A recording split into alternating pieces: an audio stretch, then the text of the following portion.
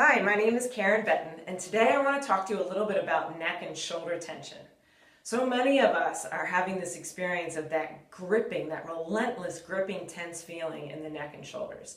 A lot of it has to do with our posturing, our positioning, what we're doing most of the time during the day, which so many of us are, on our phones, which often leads us to this position where we're actually not even using the shoulders and we're having this in this protective positioning, or even on the computer.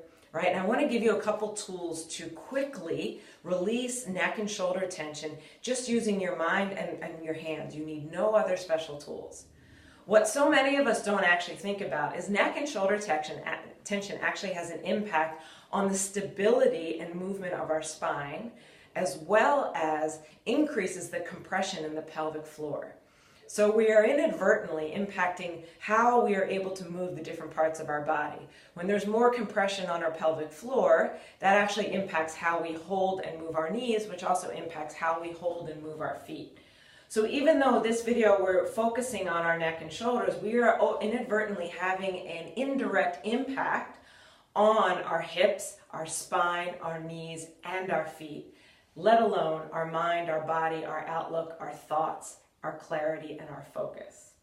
So the first thing I want to do is give you an image. So this is a sponge, and this can give us a really good feeling of how much we can release. Our body is 98% water, right? Which means we have an incredible ability to move that water around and have an impact on the body. So using the image, we're going to be squeezing the muscle. You're going to take your right hand and put it on your trapezius right here, right below your neck, between your neck and your shoulder, the edge of your shoulder. And you're going to squeeze it, giving it a nice little self-massage. And when you squeeze, I want you to imagine that you're squeezing out tension and toxins, and as you release, it's filling with fresh water and nutrition. And as you do this, can you breathe in and out? And as you build your ability to connect to this image of the muscles squeezing out tension and toxins and then filling with fresh nutrition, nourishment, and water, you can start to move the shoulder as you do this. So now we're moving the shoulder, imaging a sponge and movement of water, and breathing. Whoa. So you can squeeze as the shoulder is going up and then release as it's coming down. Inhale. Exhale, inhale. Now, and this doesn't have to be forced, right? This can be a nice gentle squeeze and gentle movement. Now let's go the other way. You can get the arm into it, squeezing, releasing. Now I want to make sure your feet are hip width apart. You got a little bend in your knees and a little bend in your hips, and now we can start random motions of the arm, right? Just reaching in different parts. You can reach down, down, side, side, up. You can allow that image of the sponge to enhance the movement. You can be thinking, releasing tension and toxins and receiving fresh nourishment and nutrition. Now we're going to take that arm and put it behind the back and then laterally bend the arm to the other side. You can give a little squeeze as you laterally bend to the other side. And then looking up.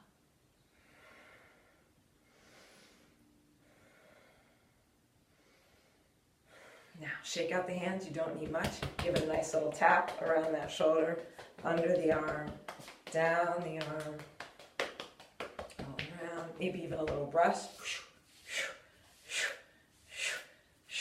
Shake it all out, and here's where you get to take a moment to notice what this shoulder and neck feel like compared to the other side. Maybe you notice this shoulder feels a little bit more dropped, like it's released. You can check out your hands and maybe notice if one hand is longer than the other.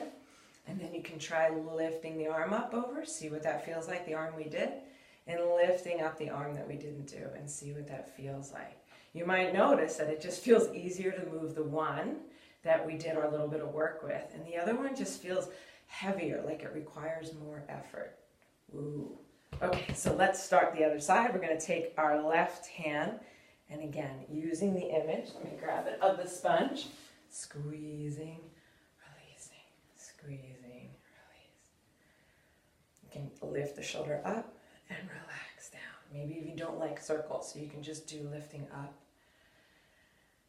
and down.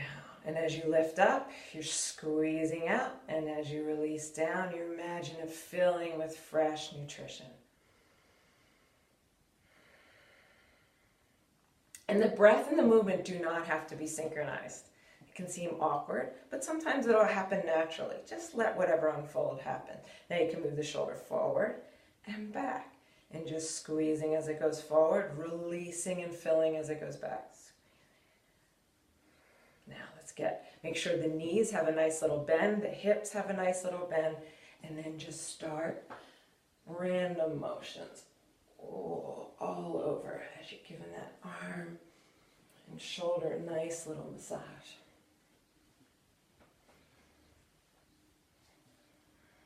You could do short motions, big motions, whatever feels good. Okay, and then you're going to tuck the arm behind the back and then laterally bend your neck to the other side and very softly, right? This doesn't have to be a strong or tense motion. You're just softly letting your head fall to the other side.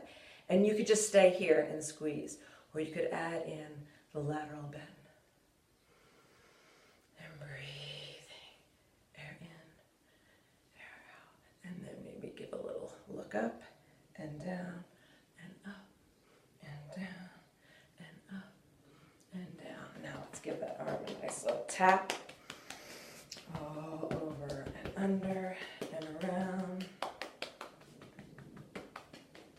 Shake out the arms and then take a moment. You can even close your eyes if you want and just check in.